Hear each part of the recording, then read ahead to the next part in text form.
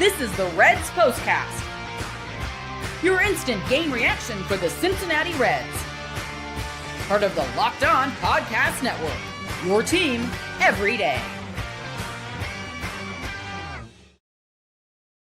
Good afternoon, Reds fans, and welcome to another edition of the Postcast, brought to you by Locked On Reds and the Locked On Podcast Network, your team every day. My name is Tim Daniel, and today's episode is brought to you by Kalshi. For a limited time, download the Kalshi app and use code LOCKEDON to get $10 when you trade 10. Kalshi, trade on anything. On today's show, the Cincinnati Reds actually did find a way to beat the Milwaukee Brewers, and big Sal Stewart does it yet again. They also get home runs from Jose Trevino and TJ Friedl today. Chase Burns lives up to the hype in the ace battle. And oh my gosh, did they actually beat the Brewers today? I cannot believe it. This is what you'll be talking about. Now, being 1-6 against the team in the season is not anything to celebrate. I understand that. But the fact that they finally got a win today against the Brewers, against their best pitcher, is nice. Am I going to go ahead and say, like, it's going to turn the season around? Definitely not. Am I going to come in here and be like, wow, man, it's wins like this that get them going? Probably not. But am I going to enjoy this? Yes. I'm going to enjoy this because it's been tough watching them play the Brewers for a week now and not be able to get a win. It has been tough watching them play a lot of brutal games lately and not get a win. So I will enjoy this one, and I will take tonight. I will go smoke a cigar, and I'll be like, cool. And I'll be honest with you guys. Personally, it was a really tough day for me. Like, I had a really, really hard day personally. Almost didn't do the show today.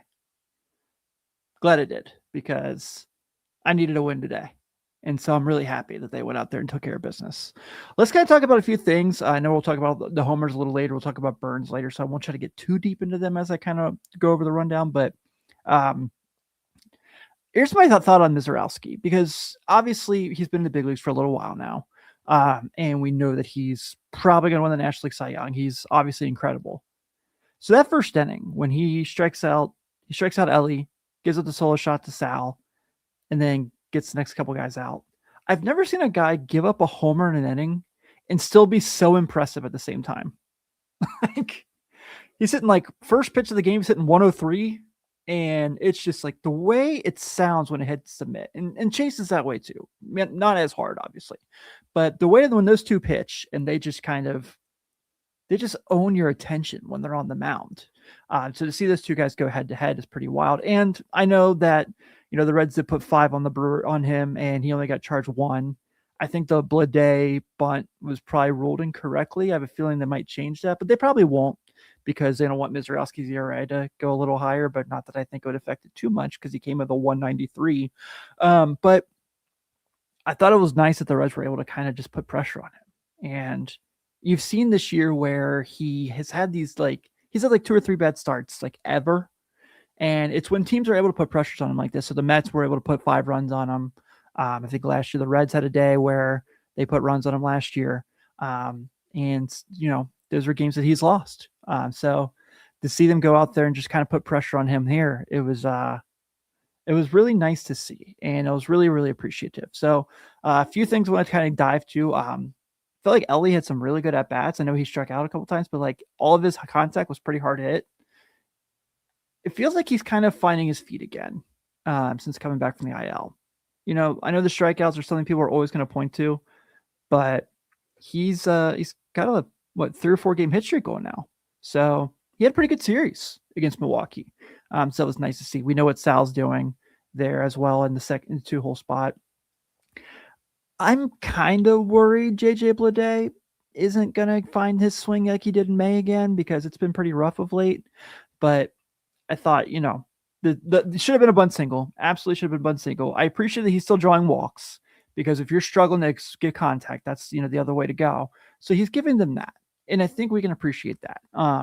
But otherwise, I'll talk about the bullpen real quick before we dive into Chase Burns. Solid today, right? Sam Moll gets an inning in a third and a strikeout. Antone wraps up his second inning, getting 2/3 with a strikeout. And then Brock Burke goes out there and gets an inning with a strikeout. So they had 3 perfect innings.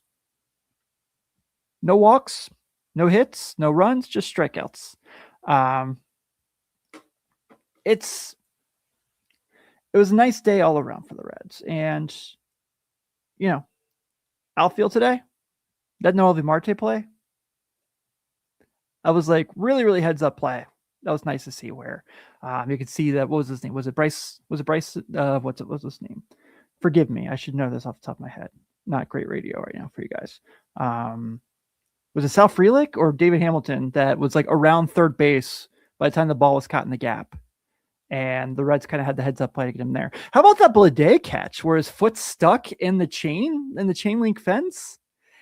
And I thought was kind of like shout out a double play too. But it ended up not really mattering there. So the Reds are victors today. We absolutely take it, especially when you got this guy on the hill. This is the Locked On Player of the Game. Chase Burns, guys. Chase Burns going head-to-head with Jacob Mizrowski, and those two dudes just dealing. Pretty cool. Burns today goes 6 innings, just has 4 strikeouts. I'm enjoying these Chase Burns games a little more. I've always loved the 8 to 10 strikeout games for sure, because that's what he does. But it's these games when he's not getting strikeouts and he's kind of figuring out little things to do here and there, where he can make his pitches effective and he can kind of find a way to get more opportunities to kind of get more outs and get more throw less pitches, go another inning. It's really showing him kind of evolve more and more. Like if we think right now at 10-1 with a 2.4 ERA is a finished product, I got news for you. This is only going to get better as he figures baseball out more. Like he's going to make the All-Star game this year. They probably will shut him down early since they're going nowhere fast. If they weren't going nowhere fast, I'd still pitch him because I think that he's going to, he's a guy that's built to pitch in big games. He's a guy that understands the moment. And you could tell early, first batter, Christian Yelich, he walks, 5 pitches, maybe 4. I can't remember the exact amount. But it took him a second, just take a step back, take a deep breath, and goes back to do his business and only has another walk the rest of the time he's out there. The solo shot, I'm not super worried about. That was kind of one of those situations where Garrett Mitchell has just been killing the Reds in this series. I mean, yesterday he was a homer away from the cycle, so he gets it today. And he just had an incredible series too, which I think everyone on the Brewers did basically.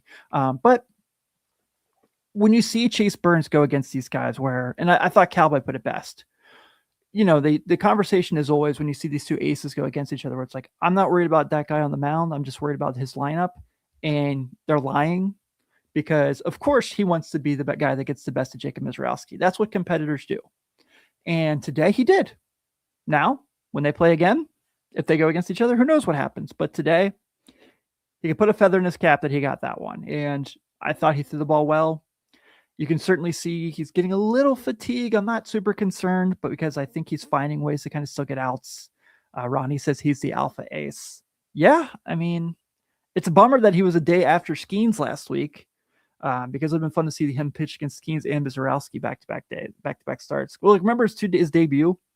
He pitched against the Yankees, and his next outing was the Red Sox. That one didn't go so well. But what 2 franchises to get your start against? That was pretty cool. So nice day for Chase Burns again. 10 wins, man. I mean, the team only has 40, so he's got a fourth of their wins.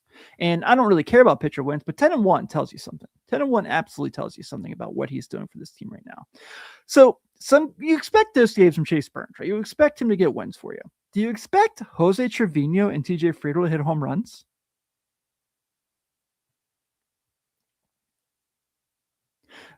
We're going to talk about those two in just a second, but first I'm going to talk to you about Kalshi. Baseball season is here, and you can trade every game on Kalshi. If you're looking ahead to this weekend, you want to look at tomorrow's game on the 4th of July as the Cincinnati Reds host the Baltimore Orioles at Great American Ballpark. The Reds right now are trading at 50%. What does that mean for you? Say you put $100 down, and the Reds do go ahead and get the win. You get a $201 payout. That's what Kalshi means for you. On Kalshi, you're trading against peers in a live market, meaning there's no house, and as the probability changes, you can buy in and out of your position. For a limited time, download the Kalshi app and use code LOCKEDON to get $10 when you trade 10. KALSHI. Trade on anything. And we literally mean anything. You look on there right now, you can trade on weather, elections, politics, sports, Japanese baseball, American baseball, NBA Summer League, you name it, Canadian Basketball League, you name it. Kalshi's got you taken care of. So check out Kalshi for everything you can see on there to trade. 18 plus only. Restrictions and eligibility requirements apply. Event contract trading involves risk and may not be suitable for all investors. Prices, values, and available markets may differ from those mentioned. For more information, see kalshi.com/regulatory. We're also brought to you by our pals over at Game Time. You know how much the boys here at Locked On Reds, oh boy, do we love Game Time. We love being at the we love being at GABP. We love getting a chance to go down there and feel comfortable that we're not going to get ripped off from ticket prices. That's the part that's really difficult, right? You feel like prices these day and age is so high and you don't know what to do. And that's where Game Time comes in. It's not a grind. You're not waiting in a long queue. You're not seeing incredible fees jump at checkout. You're just there. You get the seats exactly where you want. We talk about this all the time, right? We love going down to the banks. We'll have a couple drinks, get some food, and then 45 minutes till first pitch is when we start checking Game Time to see what we can find for us there as well. This panoramic view from your exact seat, if you've never been to GABP before, that's really cool. It's an awesome way to see what the view you're going to have at the stadium. Say you just want to sit in a certain area of the certain section of the stadium, words. That's where zone deals kick in. You pick the section and save even more when Game Time selects the seats. And also say you want to catch the Reds on the road after the All-Star break. You can follow them and get alerts when new deals drop. 2 taps and it's done. No stress, no hidden fees, just great seats and minutes. That's what makes it so easy to decide last minute to hit a game. Take the guesswork out of buying MLB tickets with Game Time. Download the Game Time app, create an account, and use code LOCKDOWN for $20 off your first purchase. Terms apply. Again, create an account and redeem code LOCKEDON for $20 off. Download the Game Time app today.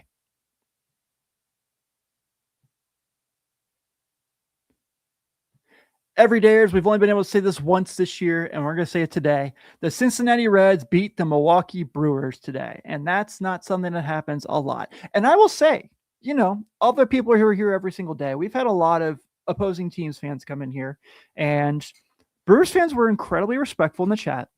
Definitely appreciate that. Brewers fans were super fun to talk to and get to know during this stretch, during this 4-game set.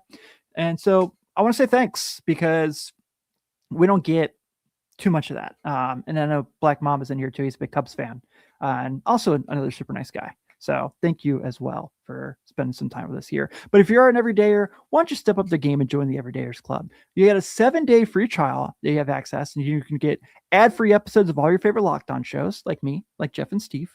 Say you like the Locked On Bengals, those guys you got taken care of over there. You get access to our Discord chat as well. It's a whole lot of fun over there talking ball with all of you. This is a name I never thought I'd use for X Factor. It's time to reveal who made the biggest under-the-radar impact with today's X Factor. So on the MLB app, through the game, it shows top performers. Chase Burns is on there, as suspected. And then TJ Friedl and Jose Trevino are on there. Not expected, especially when it's the first time you beat a team on the season. So those 2 guys today go combined 5 for 7, 2 home runs, and 5 RBI. Let me remind you that I'd not just been talking about Ellie De La Cruz and Sal Stewart there. I was talking about Jose Trevino and TJ Friedl combining for that stat line at the bottom of the order. Do we think we're going to get these days off with them? No, we know we're not. But when we do get them, it's pretty fun. And Trevino had that challenge towards the end of the game. That was incredible. I thought for sure it was going to be a ball 4, and it's like right at the tip of the corner in the upper right, and gets it. So I thought that was really, really cool. The ABS has been such a fun dynamic for me this season. I've had so much fun with it, and it's nice to see. Jason says even a broken clock is right twice a day.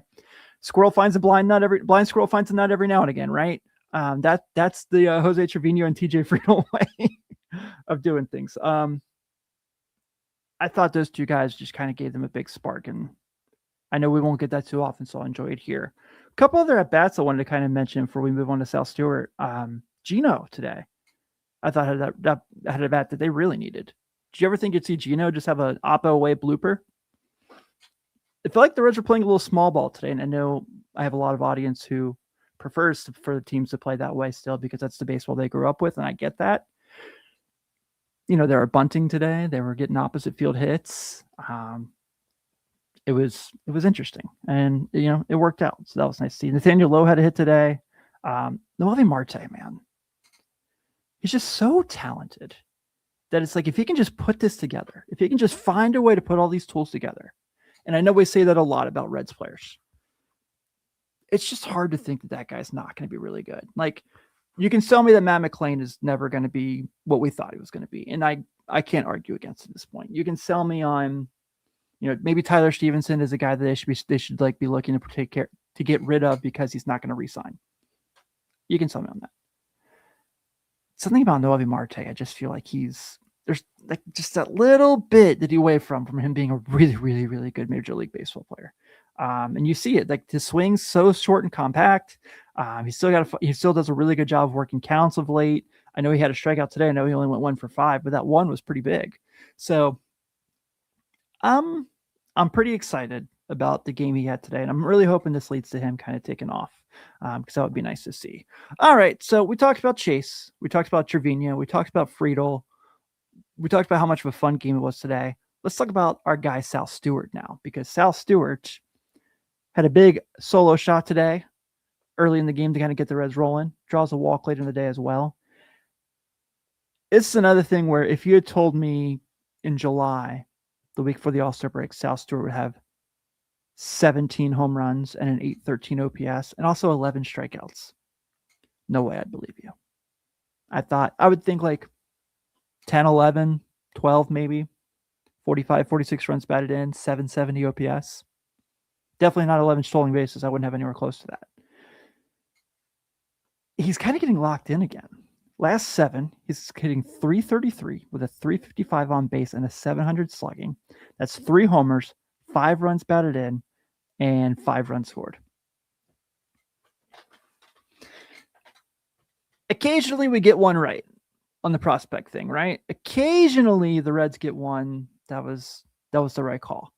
And Sal Stewart was the right call. So really appreciate that compensatory pick that they got on that one. I don't even know if I said that word right. But we're having fun because the Reds won today, and that's all I really care about. But hey, we're going to go ahead and roll out of here because I'm going to go see a movie tonight, and I'm going to enjoy my night before the holiday. The Reds are victors tonight against the Milwaukee Brewers, 7-2. The Reds have 7 runs on 11 hits and an error. The Brewers have 2 runs on 4 hits and an error. Chase Burns is your winner. He is now 10-1 with a 2.40 ERA. Jacob Mizorowski takes the loss. He is now 9-4 with a 1.47. And tomorrow the Reds return home for a nice long homestand before the All-Star break as they welcome the Baltimore Orioles to town for Friday. It's City Connect weekend, as we know. Brady Singer takes the hill for the Reds. He is 3-7 with a 5.12 ERA. He'll be going against Trevor Rogers, who is 5-7 with a 4.99. He's a lefty, so we'll probably see Matt McLain in center field tomorrow. First pitch is at 7:10 Eastern, so I'll be on probably about 10 o'clock or so. Everyone, thank you so much for hanging out with me again. I needed today. I'm glad I decided to do this show and spend time with you all. Go Red Legs. Be sure to stay tuned in for Jeff and Steve on Locked On Reds. I'm Tim Daniel. I'll see you tomorrow.